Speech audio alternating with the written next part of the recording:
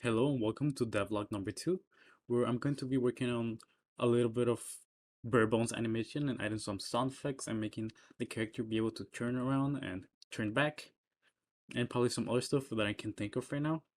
And in this video, I'm not going to be reading off a script, so hopefully that helps me not sound like a robot, but I'll probably still sound a little bit like a robot because I'm not such a great public speaker. I don't have that much experience. I hope you enjoy. So to make the player be able to turn around, I made it so if the x of the input of the player is bigger than 0, then the local scale is going to be -1, meaning it's going to turn the dog around the other way. Or if the player movement x is smaller than 0, then it's going to be back to default 1. So let's see that in action. If it will load, you see when the players move to the left, it looks left, and when the players move to the right, it turns right. So first step done. Okay, so I need to ask myself, what animations do I need? So, first of all, I need an animation for just falling, because right now the only animation we have is jumping. Jumping, we got that one. Then we're going for falling, just when the player is just falling. And keep in mind, this is going to be a bare bone animation. This is going to be one frame, because just for the time we don't have to polish it that much. This is just going to be a placeholder animation. Okay, the next animation we're probably going to need is on the ground when the dog is standing on the ground. And 4 would be walking on ground. On ground.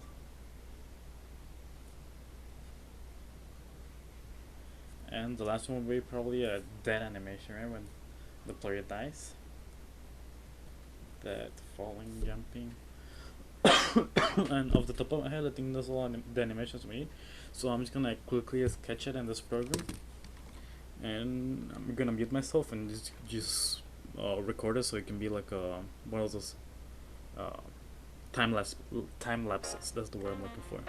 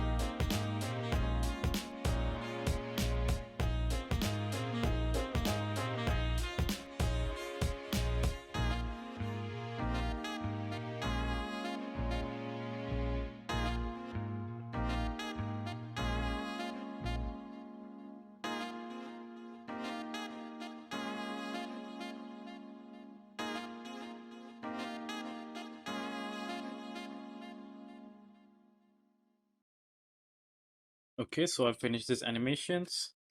We've done the falling animation, the jumping, which was the one that was made already, the falling, made on ground, the walking on ground, the dead animation.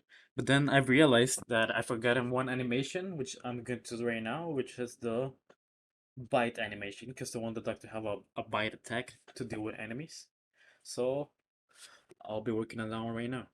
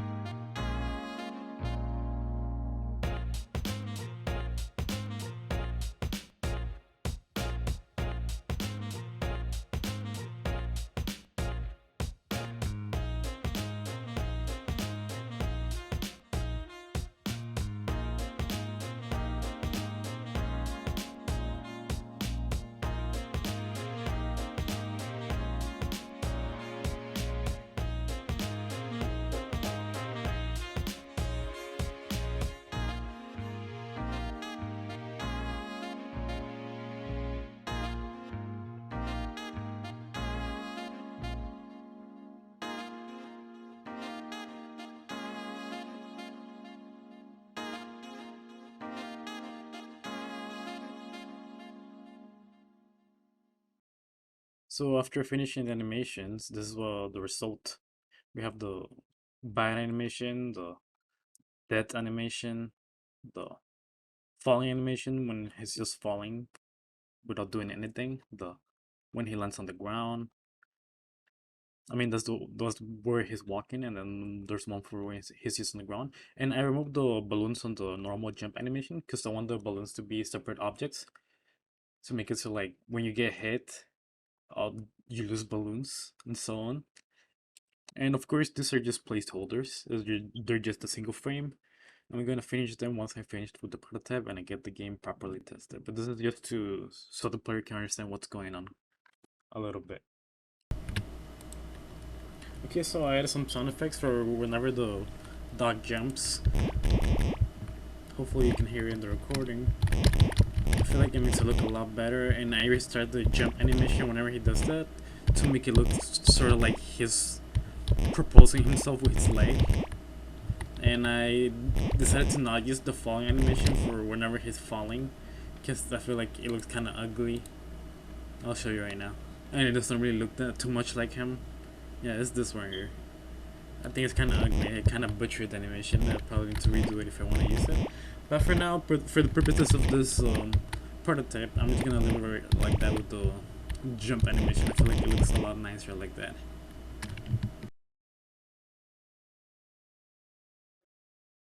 Okay, so I added some sound effects and I added parameters to animations, the Y velocity, the X velocity, the grounded, boolean, and then I added some logic so that we can have nice transitions to animations, and this is how it looks like. I decided to re-add the full animation because, after looking at it for a bit, it feels right if it appears after a while that he's falling. It doesn't look that bad. The ones that do look bad, it's the bad animation. I feel like the head looks way too big. I was trying to copy the effect from Smash Bros. Where the arms become big sometimes when you throw a punch, but I feel like it looks bad right here. Maybe I'm being too harsh. And then I added the for the walk animation. It was just supposed to be one frame, but I also added the on ground animation. And I feel like it looks like he's sort of walking, but it looks like he has like this like bulge that comes out of his bags. So I want to fix the on-ground animation to remove that bulge because it looks kind of awkward.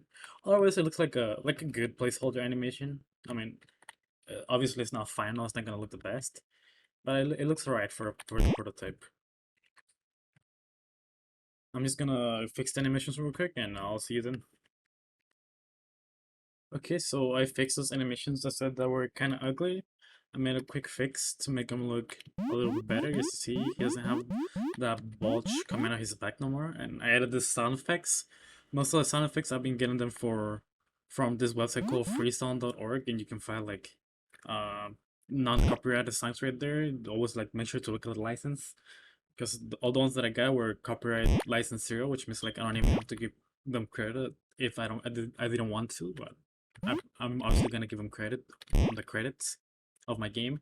And then I added the walking sound effect. This one I made myself with this program called BFXR, which lets you easily create 8-bit sound effects. So that's the one I use for the walking.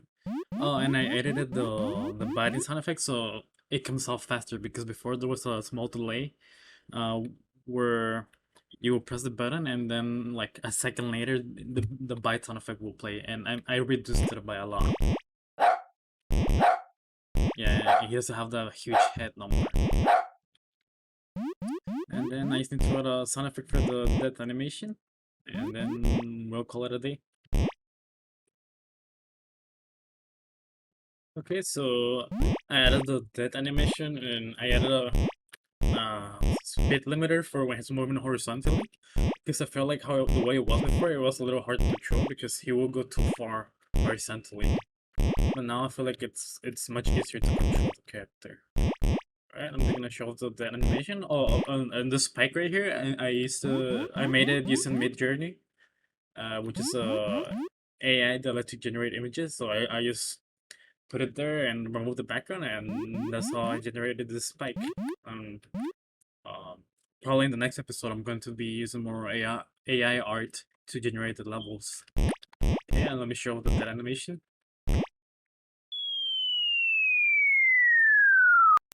Okay, it's pretty crude, but it's what I have for now. In the next episode, we're gonna be actually adding some enemies and adding some AR art to the game. And that's it for this episode. Thank you for watching.